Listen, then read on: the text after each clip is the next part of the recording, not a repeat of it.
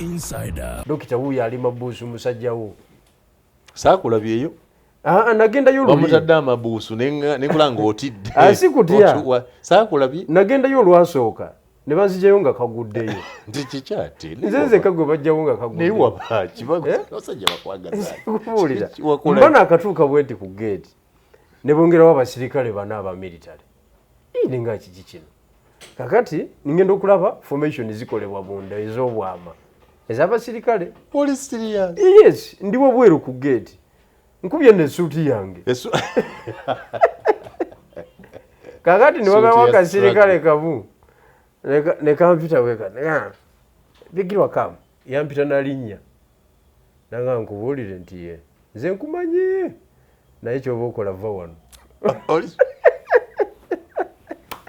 This is Insider. Alright, kale nkwandiza ku mukutu gwaffe gwa SML News UG, SML TV, muliyo mutya gye musinze okutulaba. Dine General Moses Bigirwa. Sajja naye Bigirwa ayinza okubanga naye atandise omuze gw'okunseetingira abanvuma. Bane mubeera ku mukutu ne munvuma, simanyi siri wa struggle, simanyi nyooma Bigirwa, nina akasajja ku mutima, Bigirwa simwagaliza, saagala Bigirwa akule. Bigirwa munyooma, Bigirwa tukuze ffenna. Struggle tugibaddemu ffenna. Bigirwa yenze. Leero njagala bakunyira Bigirwa ono. Mukakase nti ng'oggyeko ebigambo. Yo pulaani ya struggle. Pulaani eya political progress. Political opposition. Eyinza okuba teriiwo. Siina kizibu na muntu, nina kizibu ne bya preachinga. Saagala muntu apreachinga bitasoboka. Nze Simon Muyanga Lutaya. This is Insider. Alright, General Moses Bigirwa ekisooka njagala kukkiriza leero nti nja kuyitanga General. Kubanga waddengezezaako kiwakanya manyi mu nsi yaffe ndowooza abantu abatayagala bituufu be bangi. So people believe you a General. That's what they believe. No, what you can do, you can read about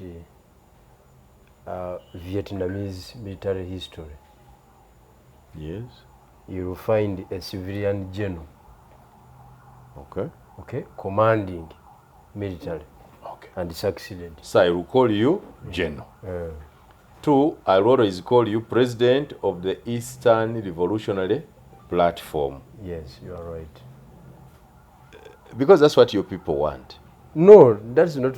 It is not about my people what they want. It's the those are my titles, and that is the capacity. Gently, them one. Okay. Yes. You are president. I lead an institution.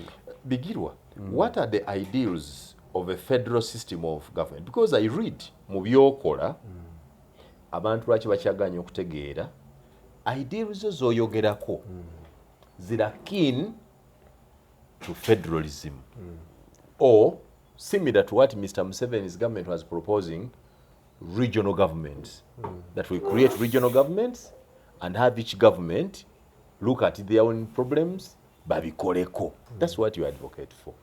Bikulu ki ebiri mu nkola gy'oyagala? What are the key tenets of this kind of work? Okay, obuuziza bulungi nnyo naye nga sinagenda ku kibuuzo ekyo kasooke nzijewo akalango kookubye nti nsetinga abantu ne bakwata banfuma bavumye nze. That is not true. Genda mu comment section. Abantu kasita okontana abantu baba bakulaba. Yes, bagamba sikwagala. Gwe kimanyi nti nze na moderator abantu gwe bangana okuddayo ali ku TV ate nga y'amaanyi. Nagenda ne ntuula mu program bagiyita sijui crossfire eri kusanyuka. Abantu ne bangamba todda mu program eyo si ya byabufuzi si level because ebibuuzo byali bijja ng'olaba si bya kugamba moderator ali ku standard. So abantu ne bangana era eyo program bagimpitamu kisobola kugendayo. So ekiraga nti abantu bagoberera byokola Simon ye response gyokola ki gyofuna abantu batekinga time ne bawuliriza program yo ne bagimalako then ne bakola comment.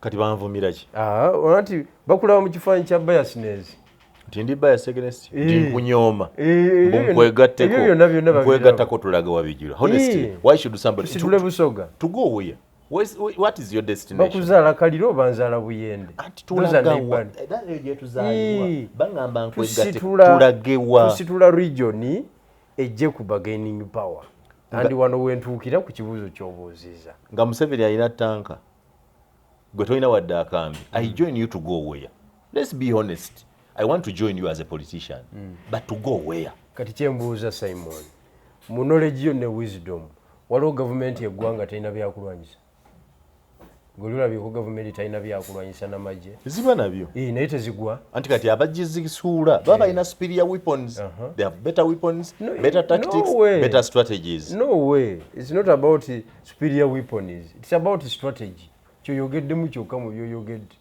strategy kyovulaba oli wa mugaati yamuviirako emberebezi ne bamuyingiza 5 mwana muto wa myaka 2 mwegi naye ebyokulwanyisa byali awo obimanyi obungi embeera neerema omulala Mutembeeyi yamuviirako emberebezi oyo naye n'agenda bw'atyo omulala wano Gaddafi yagenda n'agamba ebyo biyenje bikuusi tebina kye biŋŋamba nemukuba ekiyekera nemukuba modern warfare namaliriza nga is a dead body n'ebirala differences nyingi sebo so an idea any political idea osooka girecevinga n'olyoka okola ki ogitwala ku level endala ate mu bulamu buno Simon ne kino kiyige kuva ku nze oyinza okuba tewaliwo yali akikugambye buli kye tukola mu bulamu ebeera nsobi buli kye tukola kyonna mu bulamu status as a mistake kimala kusucceedinga then no proving abantu nti wali mutuufu so kyendiko I started as a mistake nga bwolowooza but kasatu succeedinga I will be right that's why omuyekera agenda mu nsiko n'akuba emundu bwekwata yafuuka authority afuuka mateeka afuuka government bwegaana misinde ICC where crimes against humanity naye nga yagikutte ate afuuka mukulu but it is a mistake okugenda mu nsiko kati nze naawe tuli supposed okwekolerako reference because you are one of the media personalities ababaddewo wano mu Uganda naye wali otandika bino ebyo SML media group kubanalist abalala it was a mistake fe twali balabibo sebo ku NBS nga tetuvaako oyinza okusuba Simon Muyanga Lutaya netabala emirundi ate oba olina kyo gy'olabye eba teriiwo but you took a decision abantu ne bakuvuma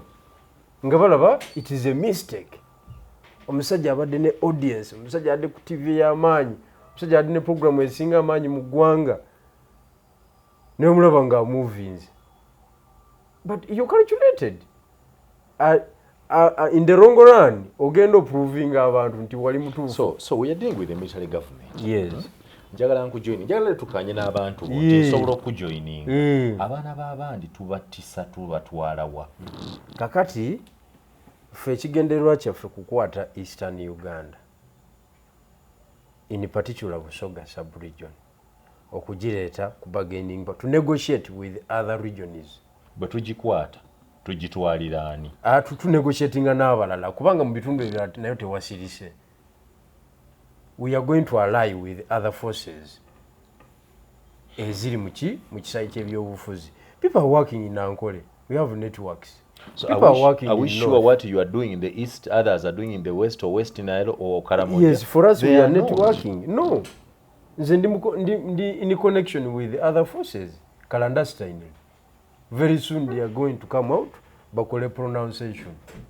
oba pronouncements nga nze bwe nagikola tugatte tumuvinge so ombuuziza the idea of federalism n'ebirungi ebigirimu olabanga nange kyadvocating we are not advocating for federal yeah yes ekintu kyo kifaananyi kya betika ekyaffe kyanjawulo buli omwadde gye bamuzaala ekyaffe buli omwadde gye bamumanyi ekyaffe tukiyita buli omu alaga amaanyi regional political empowerment ekigambo federal kyaliyo era nga tukimanyi era twakisomako negye kitegeeza tukimanyi but we substituted it with regional political empowerment bw'okuba political spectrum line ey'ebyobufuzi n'olaba types of ideologies okay ez'enjawulo n'engeri ensi gye yedividingamu the socialist, the capitalist, the liberals and the whatever, the center right and the center left. Kati ogenda ojamu ideas ez'enjawulo n'oleeta ideal empya mu political arena. Kati yaffe empya era ejja kusomwako mu maaso eyo abaana b'ozaala olwaleero nti basoma ki bajja kusoma regional political empowerment the objectives kubanga ffe tetwagala kukola gavumenti busoga ebibeera mu federo ffe twagala banegotiata ba busoga bajje ku mmeeza toyagala regional government busoga ate yaki twagala abantu abalina busoga ku mutima abagitegeera bajje ku mmeeza ba Simon babigirwa n'abalala because gwe bizibu byekaliro bimanyi bulungi sisobola kutawana na muntu mulala yenna olaba nga kisoboka kisoboka mu byobufuzi tewali kitasoboka kyova olaba bagamba ekisooka obadde okimanyi nti ebyobufuzi tebiina final definition egamba nti eno yesembyeyo buli sikoola aleeta definition ye okusinziira ku circumstances eziriwo kati bw'obeera e Sudan oli ajja kugamba when South Sudan the politics is a game of blood shedding. If you don't have guns you don't have right to speak. That is the definition of South Sudan. Okay. Given the circumstances. Yes. That is true. Given of the circumstances of Kenya, politics is a game of regional balance. Ethnic and tribal balances. Yes. According to Tanzania, politics is for CCM. If it is not CCM, then it is not tewali byabufuzi. Toyina kyogamba gwanga. When you come to Uganda? Uganda yetayina definition yawo.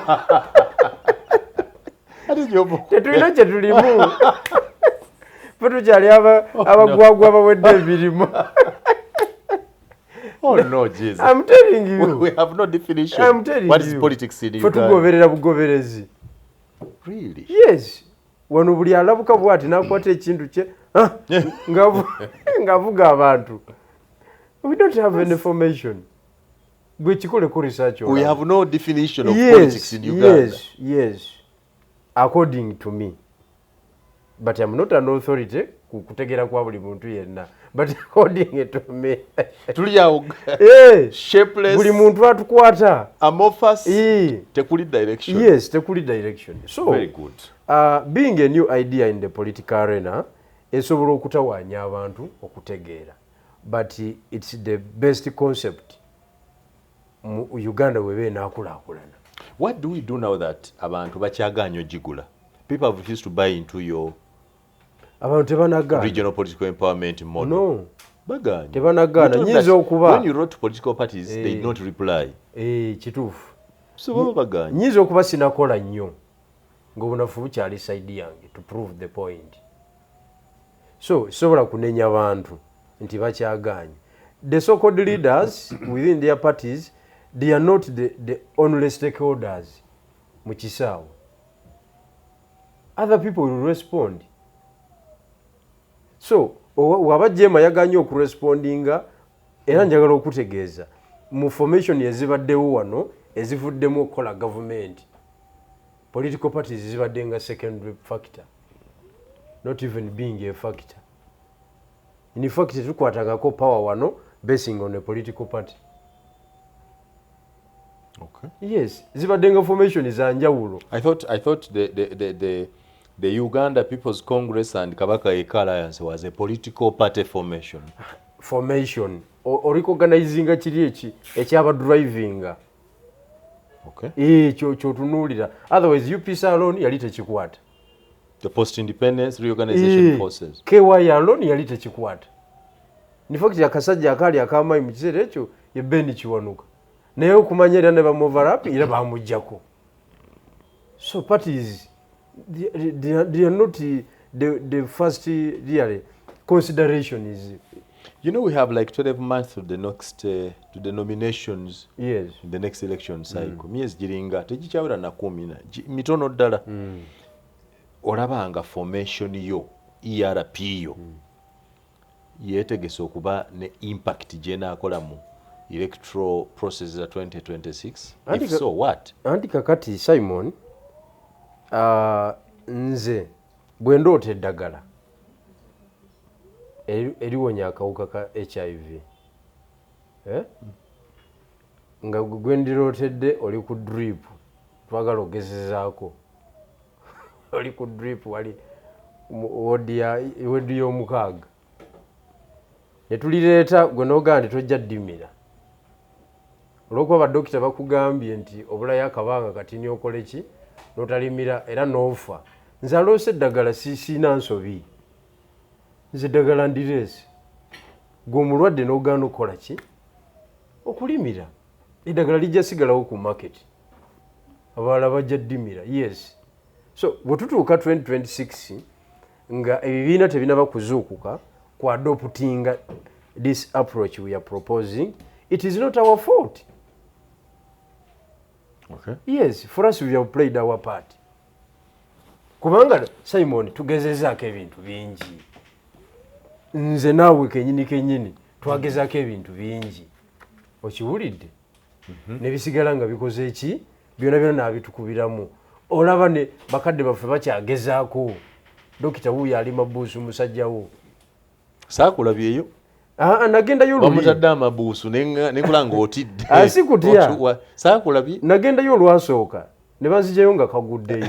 Nti kikyate. Nze kagwe bajjawo nga kaguddeyo. Naye waba abasajja bakwagaza. Kubuulira. Mbana akatuuka bwenti ku gate. Ne bongerawo abasirikale bana aba military. Ine nga kiki kino. Kakati ngenda okulaba formation zikolebwa bunda ez'obwama. Ez'abasirikale. Police serious. Yes, ndiwo bweru ku gate. Nkubye ne suuti yange. Kakati ni wabawo akasirikale kabu. Ne kampita weka. Bigirwa kam. Yampita na linnya. Nanga nkubuulire nti ye. Nze nkumanye. Naye kyoba okola va wano. Gwe ngolo kasomye ekyo. Kyoba okola guva. Ekisooka togenda kuyingira. Ekyokubiri bajja kuyoola. Because ojja kutabula kooti eno. Kakati nentunula side eno nentunula ne side eno. Ngenda okulaba ko olusirirwedde kuyoolebwa. Nenjikumamu. Kitegeeza omusajja bwe bukulaba bulaba trouble bukutegeera. Nenjikumamu. Nenga olwalero sirirwedde kuyingira mabuusu. So kenga lekere Dr. Besigye. So sinaddayo. Sinaddayo nenga dokita ndi naye mu spirit. Oli naye. Dokita kyalowooza nti emmundu esobola okujja ku gavumenti ya Museveni kisoboka kwa kituula kye baga nti yali ateesa n'abatunda ebyokulwanyisa ekisooka bakube mundu ng'erimu ennyonyi ng'eri mu bwengula ekyokuli bakikube. Do you subscribe to that school of thought? No, mu gemu y'okwata obuyinza Simon, eggwanga lyonna kasalibanga option zonna zirabikanga ezitasoboka. Kiba kitegeeza ki nti ate option zonna zisoboka. It has two interpretations. Omuntu yenna wabanga tawangulikika kati nga gino Museveni bw'omulaba nti si mwangu wa kuwangula buli mu ango si bwe kiri.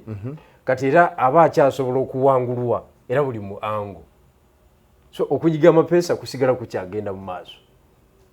Buli muntu anyige peesa nga bwakola ki bwasobola. So nze sirulinga out kuba eryo kubanga Simon rojo olina ate nze sije nina. Kati rojo nina ate waliwo omulala gy'atayina nga ate yeroye endala gwekimanyi nti tosobola suula kipiira mu kolansi nokyokya kisobola naye waliwo omwana gwokiwa n'agamba nze mpa 3 mbitwala byonna mulundi gumu ekimu tekijja kumala naye nga ne 99 agirengera wali yabyokya bakola bulijjo 99 eri wali ye nakyokya. Yes, so determination is differ. So toyinza kugamba nti tekikole ki taasoboke because alaga ng'ow'amaanyi. No, gavumenti zonna zigwa kubanga ziba ne gaps nyingi nnyo. Akasajja tekamufunye, akasajja kandabikiranga akagenda okumuggala bwebibanga ebiri mu butambi kubanga tuteeka okwanalizinga. Nina ebintu 3 byentunuulira nze. 1, Dr. Besigye ng'omuntu ku myaka 67 okubanga yakyalafuubana okununula nze Bigirwa Moses ali mwana yakyatekinga that kind of risk. Is 67? Yes. But fighting for the 40-year-olds. The 40 and below. Ekyo nkitunuulira nnyo era kimpadde challenge y'amaanyi. Era ne bavuka bannange mbeewunyiza. Bavuka bannange betuli nabo mu kisaawe tuli mwana abalala 45 38 waliwo bano sijui foto soja abo twakayingira kisaawe tumutwala nange kitamu wa 46. Tonagenda nnyo tonatuleka nnyo kakati efe dokita yatuswaziza nnyo twaswadde ne tuswaluka. Bavuka bannange balinnya ennyonyi bamazeeko obutabo passport basuula eno bakubisa endala basuula eno bakubisa endala eggwako bwekola ki visa nyingi ne passport naimi ne stamp za entry and exit nyingi tewali impact. Dokita yalinnya ennyonyi 2 namukuba jeeke. Ekyo nze nkitunuulira ekyo sikijjaako maaso. What are we doing ife abatava ku nnyonyi? Waliwo bannange bakavuba bakiri mulya bulamu oba Colombia. You are enjoying life. Yes. So ekyo nkitunuulira.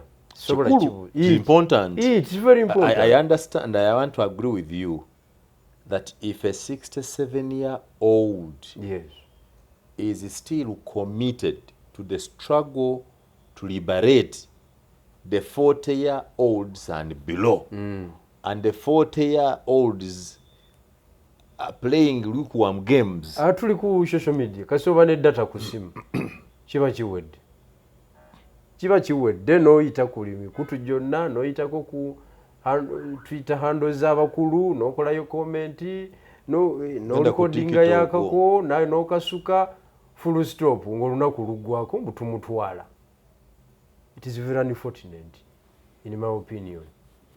So omusajja atanoonya school fees, atanoonya kuzimba maka, atanoonya motoka, atanoonya mulimu, atanoonya profile, yabimala byonna buli kimu akirina. But he have risked his life to that level.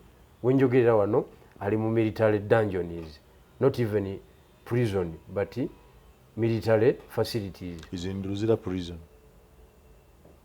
Ekyo katukirekera awo kuba ina intelligence yo nange nene bwe ya military dungeon ani yagikugambye nze nawule bamusindika Luzira. Anti ugayi wawulira kati guwakanya otyaze kyenkugayi nga naye wawulira buwulizi kati gwani yaganti ali mu military dungeon. Genda omukyalire mu military dungeon.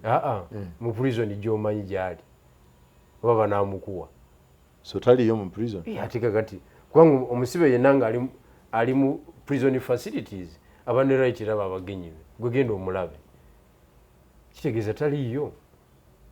So eyo point ne tugireka. Another point bwana Simon njagala otunuulire nnyo is the point of diplomacy wano mu region. Sovereignty ya Kenya eyimiridde etya singa bagenda ne basikayo a senior citizen within the region nibamuleeta nga balinga bamukwatidde katwe. Because you people refuse to accept chovola mbagamba bulijjo nti you are not serious politicians. You do not know up to today that President Museveni is the president of Uganda and Kenya. Twakitegedde. common sense. This is common twakitegedde. sense. The man thinks ahead of you. There is a reason why he wanted Ruto to be president and not the other Ate one. yamuteekamu nnyo. Awo nga mwebase. Yamuteekamu nnyo. Okitegedde nga mwebase. Yamuteekamu nnyo. So he's the president of both countries. Kakati the question of diplomacy eyekola debate ku international level because waliwo international treaties ezaali ziteekeddwako emikono ezitagobereddwa mu kukwata omukulu oyo. Eyo ensonga nayo nkulu nnyo. Ensonga endala crime signature eraga ki? Singa batuzingako wano Simon mu ofisi yaffe gye tuli mu studios zaffe zino nga bavunaana studios zino okukyaza omutujju oba omugenyi yayogedde ebigambo ebitasaanidde genda ku mpewo. Singa semwayi yejje okutunyangula wano terekaawo muntu n'omu kwanza bwekiri era terekaamu wadde akawaya byonna egenda nabyo because byonna birina kyebitegeeza ku kyetukola. Yes. Kakati toyinza kuŋŋamba nti ogudde mu meeting erimu Baaya and Seera ab'emmundu and samples waliwo nebbiri eziriwo awo as sample ate nondaga nti Seera wamulese waleeseeko Baaya. Eyo yabadde siini ya kika kyeyo. anti oli balina right ekwata n'oli omu. It was an illegal meeting because ate oli bw'otakwata supplier oba tokomeza bikolwa byaki bya arms deal. So bandibadde ne yali atunda emmundu ayogerwako akwatiddwa. Yes, balize naye ne bamutulaga ne balirese omuyindi nga si muzungu twaligumidde okwo. Nebaletayo n'akabundu yaga nti omusajja wuno naye toyinza kugwira ba criminals bogamba nti ba criminals because that is the conversation was treasonable. But state intelligence works different. What if the Seera, I'm saying the alleged Seera was part of the state? Omala mukubajjeekera n'omuteera mu kooti n'oteekawo embeera emuta kale biki bikyono n'obeera n'obusajja obumukayanira eyo obw'ensi endala naye si kumuleka wali oyagala ebyejjeeke bamukube jje paka mu kooti because without the Seera transaction teyimirirawo. True that. Kakati crime signature endaga birala nze nganze naye kubalala kiyinza okubaawo naye nze nganze ndabanga ekyo bwe buba bumenyi bw'amateeka omuguzi n'omutunzi beetaagibwa. Yes. Era toyinza kugenda kukwata ba drug traffickers. Omanyi lwaki drug traffickers bamuleka n'atambula n'alinnya ennyonyi za nsi za continent nga 3 ng'era bakyamuliko. Basobola omukwatira eno gyagijje naye baagala kulaba atunda wa ani Baaya. Ekyo gavumenti nekiteekamu ssente mpitirivu ennyo okumanya gy'abitwala. Atunda ani gwaguza. Where is the market? Because without the market eno biba tebisobola kuvaayo. It's demand created the other side that supply here. Yes. Kakati wano bannaffe eyo component bagikoze eki bagigudde ogibala. Naye point endala gye njagala okusembyayo ku nsonga eyo is the question of kino kibadde kikwatako ne kunva NUP n'abalala abadde mu General Court Martial. Military tribunal eyo because abantu bagiyita court martial but it is not a court, it is a military tribunal ekwasaganya it's called a General Court Martial but tewali mateeka teriyo mateeka emisango egiwolezebwayo tribunal naye ebeera court. Yes. But it is a certain tena jurisdiction is z'amaanyi era determination zekola oluusi zibeera referred to the interpretation of the courts ezimanyiddwa mu mateeka. Kakati mu tribunal eyo enwana yaayo twagitegedde. Tosobola kugendayo bingi nti teri mateeka teri totwalayo reasoning tebiriyo obo bavumi no tebiriyo because bakola outside the law tebalina constitution gye bakootinga babeera sijui mu section what UPDF act tebasuka waawo specifically bintu bya maje ku enforcinga discipline mu maje na accountability somewhere kubanze nalingenzeyo kunga mpulirize emisango emirala egitali gya byabufuzi kati military tribunal enwana yayo ndowooza ate yo NUP yategedde we balwanira awo woba olina suspect nga bamututte wali totwalayo balooya abakava Makerere ne ku RDC balwanirewo tebasobola kujjayo omusibe wadde ekitundutundu kye kati fight y'abaana mateeka nga bakulembeddwa owekitiibwa Lukwago n'owekitiibwa Martha Karua ne vibe gye bataddewo n'engeri gye bakyandolinzemu yeeyo because it is a political game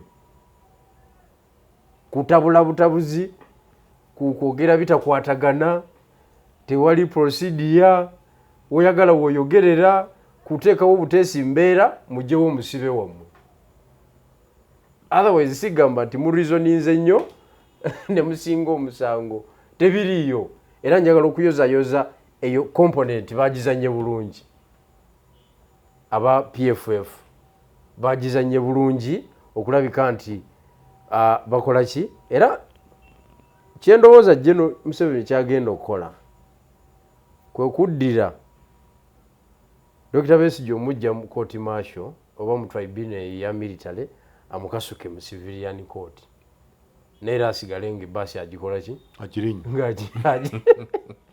agirinya kubanga bano abasirikale be abaawali babajunguludde nnyo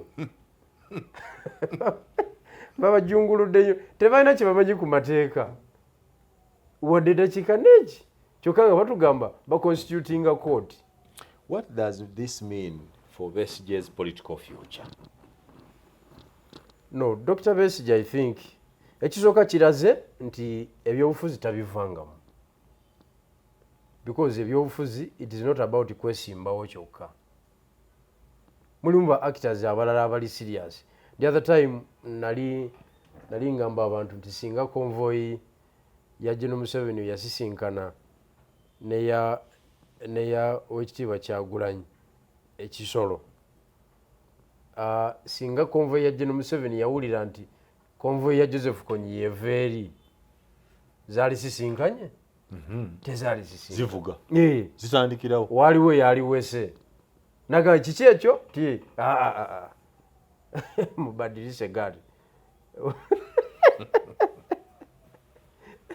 okitegedde kakati kitegeeza oli naye akita musambi era alina interest mu byobufuzi bya wano kati seriousness yaffe edifaringa okusinziira bwe tukola emirimu kakati Joseph Kony ali mu Central African Republic naye ayagala kintu era nakati akyakibala nti luli kya nenkikola ki nenkikwata abalanga bigirwa tulaba bigirwa yakiba kakati naffe abali e Kampala naffe tuli mu kibalo kati embala yaffe yesetinga bakuhandolinga batya level kotambuliza attractinga level of response eya state so ebyobufuzi bya dokiti ebyomu maaso yasindisa obubaka ebiri buli musambi yenna nti mu kisaawa akyalimu. That is point number 1. Point number 2, ekubo lyakalulu siri ekubo lyokka erikwata power. Just imagine singa ya succeedinze mu byadayogerako mu butambi kiki ekyalibaddewo afunye drone azireze jjajja asituse ekolombi helicopter bye agenda wa alikaramoja I think yes abayingira mu jinji awo nga batugamba helicopter enyooka emergency landing ngefuusa emergency landing nga alina wa landinga nga tekyatuuka wansi mu normally nga yeggundawo bweggunzi nti banaye kaweddemu makaki tukome wano zizawa sebo ebyo biggweredde awo Kale sebo. tontwala yeeyo